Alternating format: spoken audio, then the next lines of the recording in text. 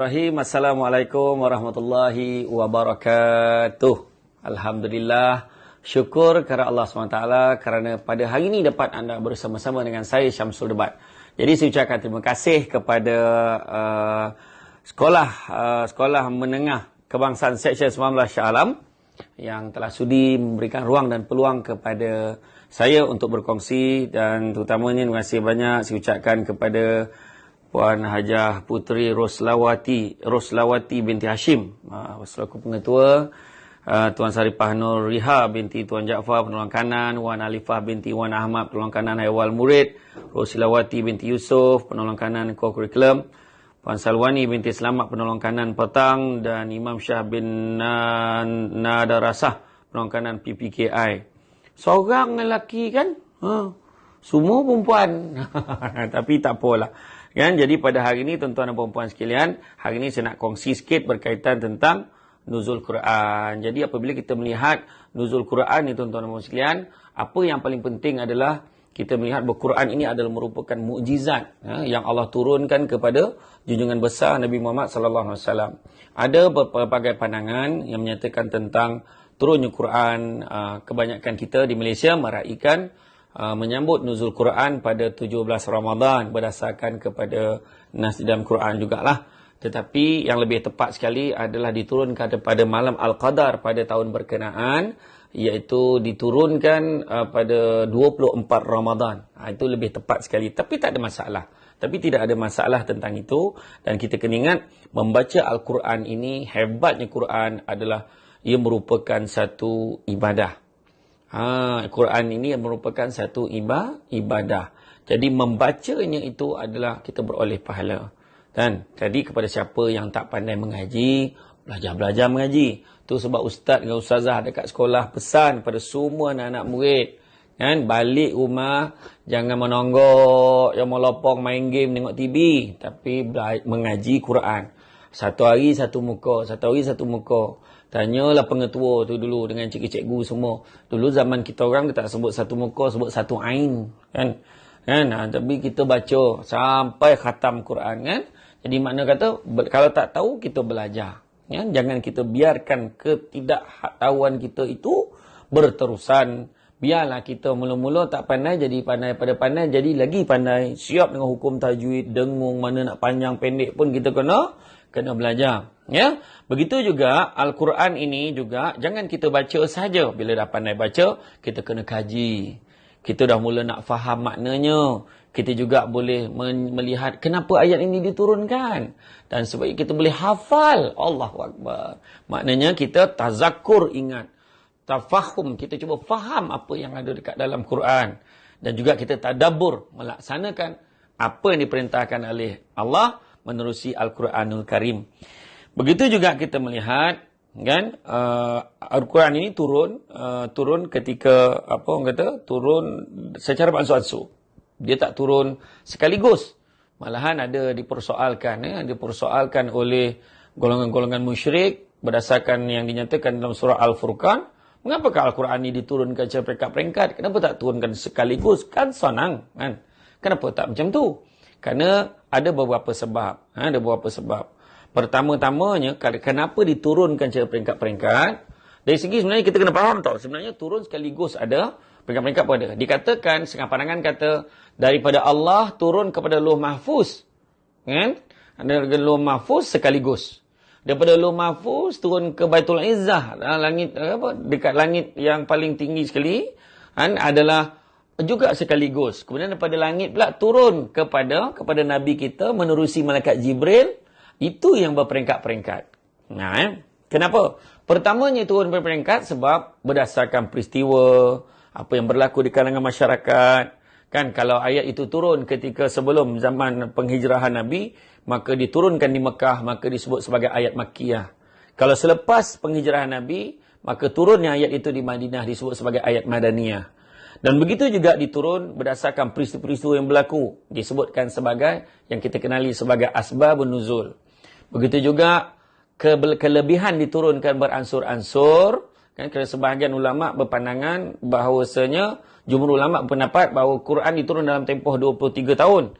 Ataupun lebih tepat sekali, ada juga yang menyebut sebagai 22 tahun, 2 bulan, 22 hari. Diturunkan supaya pertama, mudah dihafal. Kedua, mudah difaham. Dan ketiga, mudah untuk diamalkan. Itu penting. Ya, kemudian, penurunan Al-Quran diturunkan berdasarkan situasi dan tidak boleh sekaligus. Kenapa? Disebutkan juga dalam surah Al-Hasyr ayat 21, Allah Ta'ala beritahu, kalau sekiranya kami turunkan kepada gunung, pastinya kamu akan melihatnya tunduk terpecah belah disebabkan ketakutannya kepada Allah, dan perumpamaan itu kami buat supaya mereka berfikir.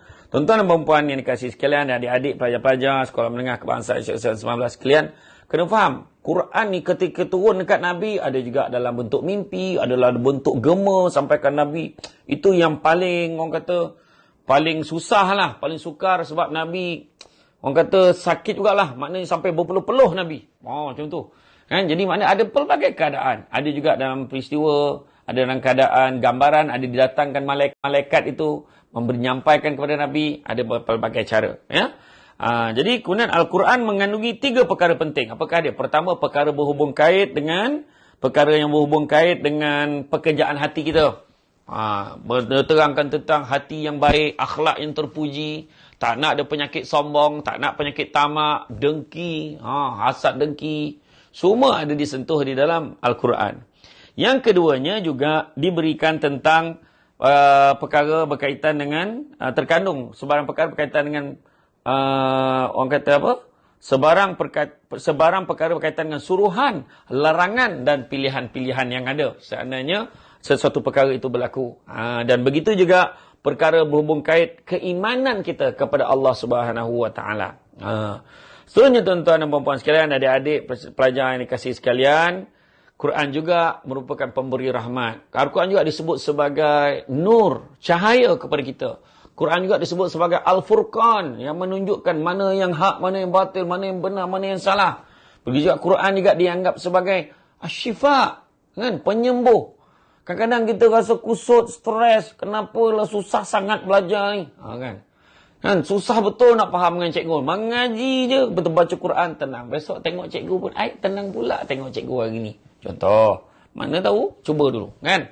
Begitu juga Quran juga disebut sebagai satu huda, sebagai penyampai petunjuk, hidayah kepada manusia. Jadi makna kata Quran ini adalah mukjizat, berbanyak kelebihan. Ada orang kata, alah yang ni Quran ni direka-reka, maka dicabar suruh aku cuba buat, dicabar dengan satu Quran itu, cuba kamu buat yang lebih hebat sama macam Quran. Tak dapat, walaupun mereka mempunyai banyak pakar bahasa di kalangan Yahudi, Nasrani masa tu, banyak ramai pakar-pakar bahasa, so tiru Quran, tak dapat tuan-tuan. Sebab ini adalah ilmu Allah, ini adalah kalamullah, kata-kata Allah.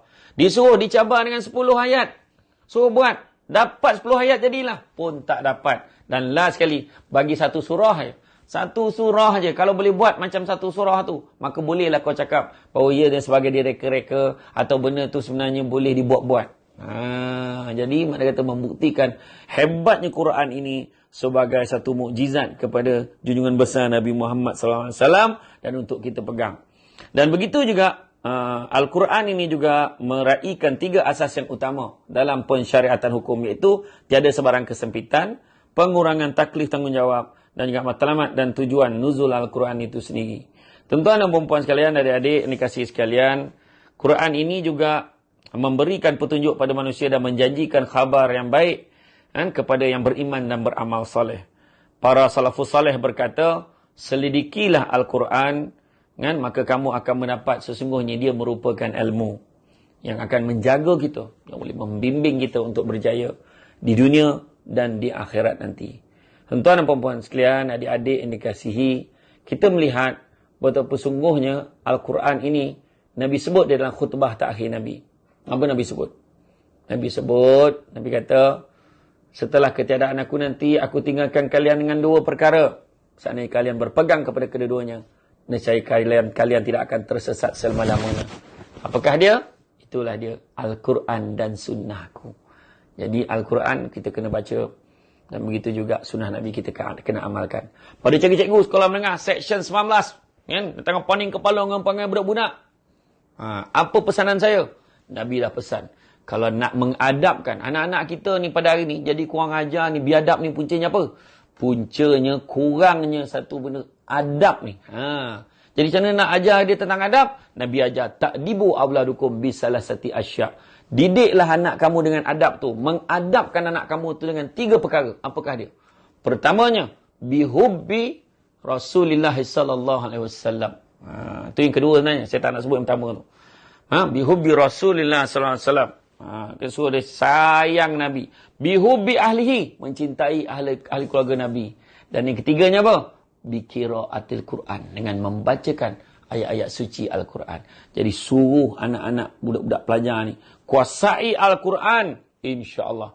Bila dia pandai mengaji, pandai baca Quran, insya-Allah. Biasa budak yang pandai ngaji, rajin mengaji ni elok perangai. Mudah-mudahan. Jadi, tuan-tuan dan puan-puan sekalian, adik-adik sidang pelajar dikasih sekalian, sesungguhnya kita bertuah berada di dalam nikmat iman dan Islam. Kita berada di dalam bulan Ramadan Al-Mubarak, dan kita berada pada hari ini. Kan? Kita berada pada hari yang mana dikatakan Al-Quran diturunkan. Syahrul Ramadan allazi unzila fihi Al-Quran. Dan bulan Ramadan ini turunnya Al-Quran. Jadi jangan kita sia-siakan masa yang tersisa. Kita cubalah penuhkan masa-masa lapang kita dengan membacakan ayat-ayat suci Al-Quran.